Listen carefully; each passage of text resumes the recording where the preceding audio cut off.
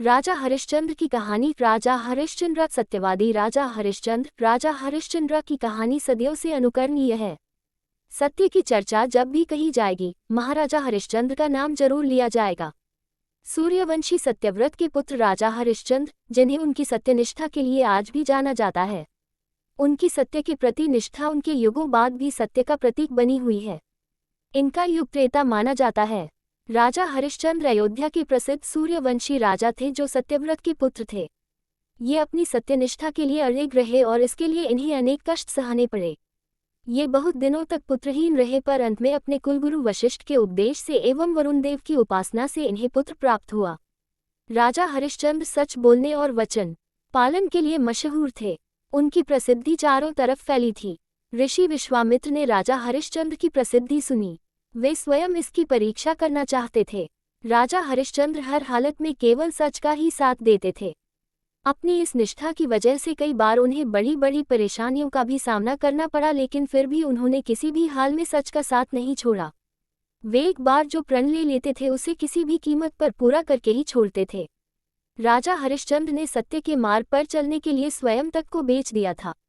इनकी पत्नी का नाम तारामती था और पुत्र का नाम रोहिताश। ये दोनों भी धार्मिक चरित्र के थे। राजा हरिश्चंद्र ने यदि स्वप्न में भी वाग्दान कर दिया यानी वचन दे दिया तो भी पीछे नहीं हटते थे।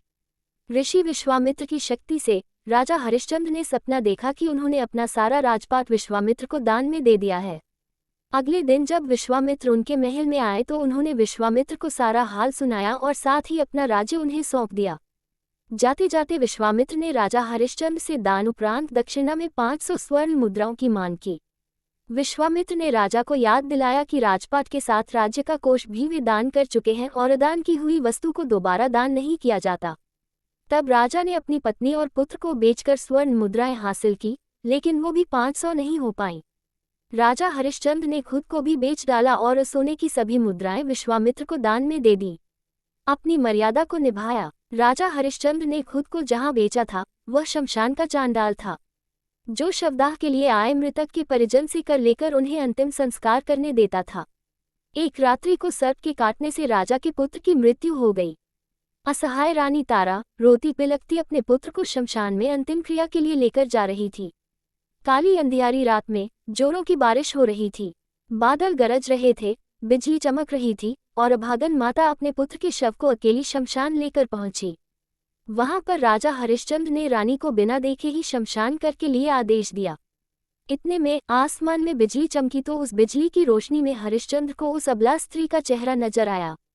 वह स्त्री उनकी पत्नी तारामती थी और उसके हाथ में उनके पुत्र रोहिताश का शव था। अपनी पत्नी की ये दशा और पुत्र के शव को देखकर हरिश्चंद्र बेहद भावुक हो उठे। उस दिन उनका एकादशी का व्रत भी था और परिवार की इस हालत ने उन्हें हिलाकर रख दिया। उनकी आंखों में आंसू भरे थे। स्वयं और अपने परिवार को बेच दिया। आज यह उसी सत्य की रक्षा की घड़ी है। राजा हरिश्चंद्र ने अपनी पत्नी से कहा, तुम्हें शमशान में अपने पुत्र के अंतिम संस्कार के लिए निर्धारित कर देना ही होगा।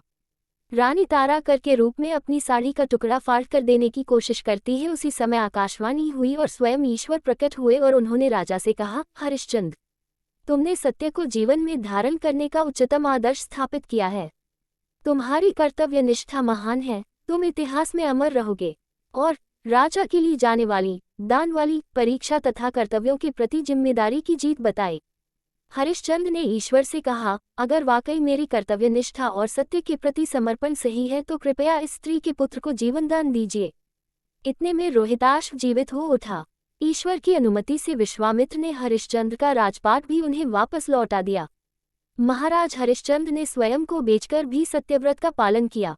ये सत्य एवं धर्म के पालन का एक बेमिसाल उदाहरण है। आज भी महाराजा हरिश्चंद्र का नाम श्रद्धा और आदर के साथ लिया जाता है।